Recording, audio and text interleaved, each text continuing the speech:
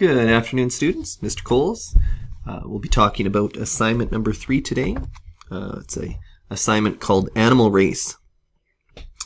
And so how it works is the aim of this two-player game is simply to race across the screen and reach the balloons before the other player.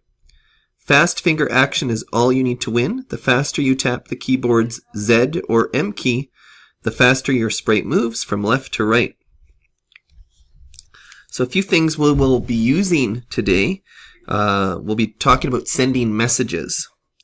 This project will show you how to use Scratch's message feature to make one sprite pass information to the other sprite, such as when the cat sprite tells the dog and bat to start racing. We'll be talking about variables, and variables are ways to store information. Specifically in this one, the cat script stores information in something programmers called a variable. In this project, you'll use a variable to store the numbers for the cat's count at the start of the race. We'll be looking at, as I mentioned in the introduction, using fast fingers. As soon as the cat starts the race, the dog and the bat start running toward the balloons. The faster the player presses their keys, the faster their sprites run. And the balloons will, at the end, will mark the finish area. The dog will run for the finish, one stride every time you press the M key. The bat will flap its wings every time you press the Z key. And the cat will start it off. So, let's get started. The first thing that you're going to want to do is to create a new variable. And how we do that is by clicking on the Data button, and we can make a variable. It's going to ask us for a name. We're going to call it Count. It doesn't specifically matter what we call it, but for organization purposes, we want to call it something that we recognize.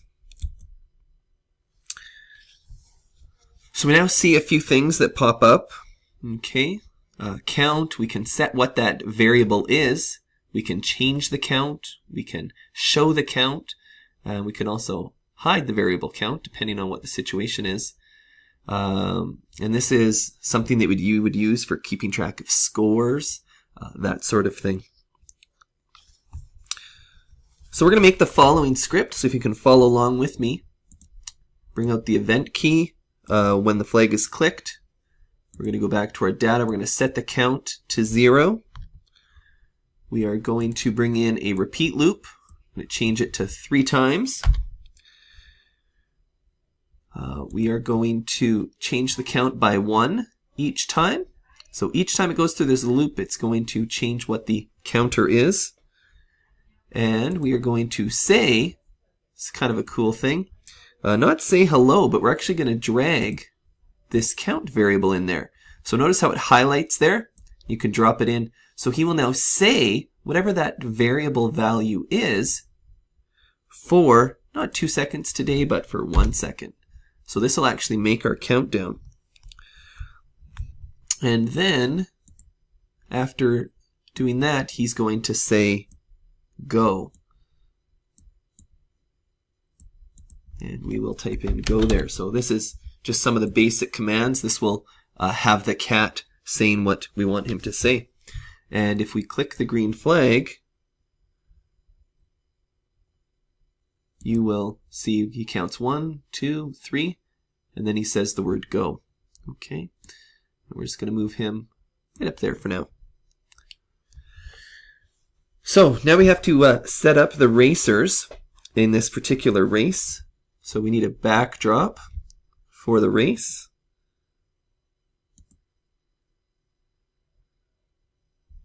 And we're just going to use this blue sky number 2.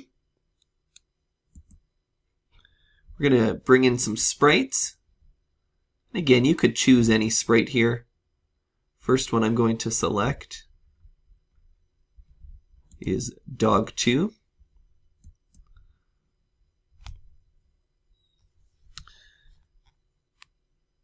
And what we're going to do, we're actually just going to look in the costumes for this guy. And we want costume A, costume B. We're going to delete this one. It just doesn't quite work with what we're doing.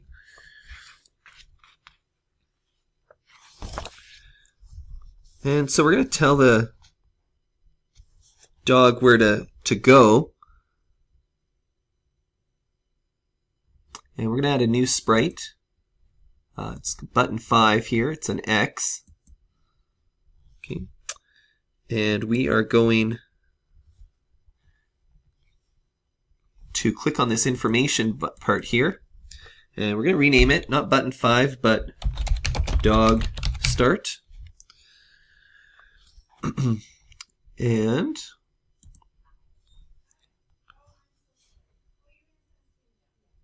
we're going to move it over to this location.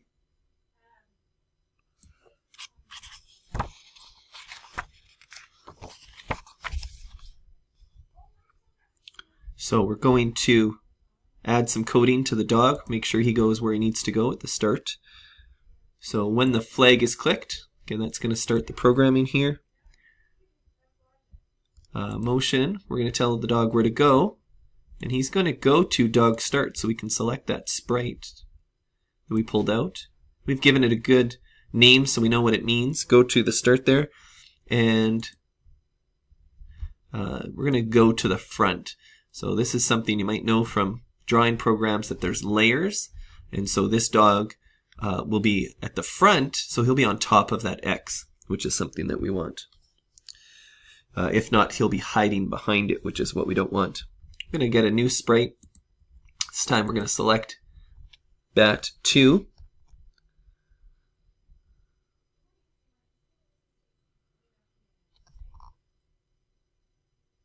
Actually, my apologies. We're just going to finish with this guy. We're looking for the balloon.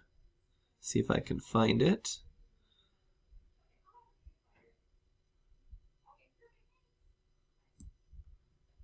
There we go. Balloon 1. And we're going to make that the finish line for the dog, so we'll put it right over here. And we're actually going to make it the yellow balloon for this guy. And we are going to rename it dog finish. So now he has a start place and an end place, and we'll do a little bit more with that in a few minutes. And the dog needs someone to race against. So this is where we're going to bring in the bat. So I was a little bit ahead of myself.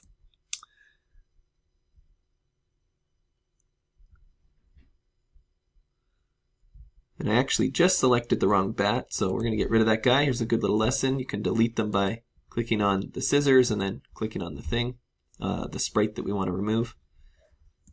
And I had a bat, I just didn't have the right one. And if we look at the costumes for the bat, he's got 2 flying ones. We'll move the cat over here a little bit, he's kind of in the way. And we'll put that there. We then have to create a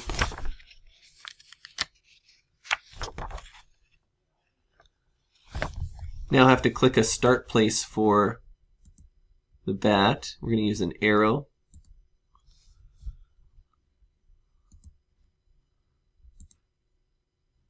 And we'll put that arrow right over here.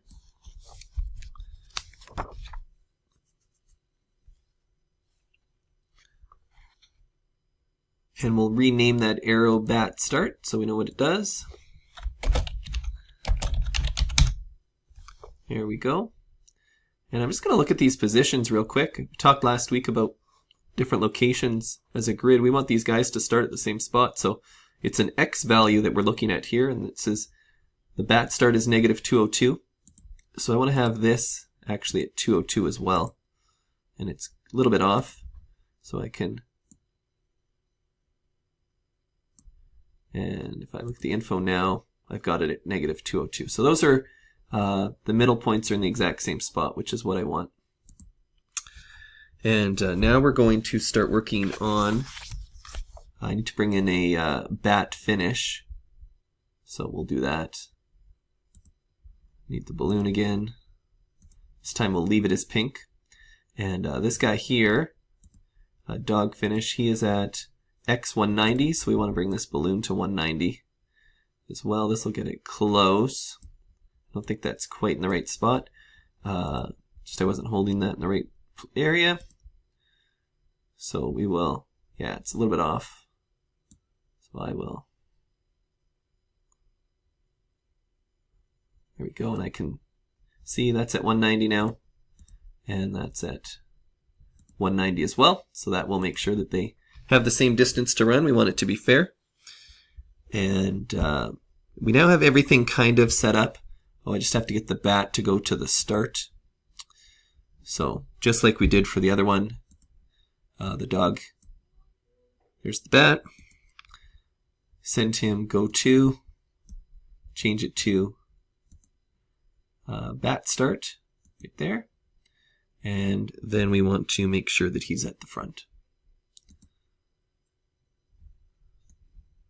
There we go. So that'll put him over top of the arrow.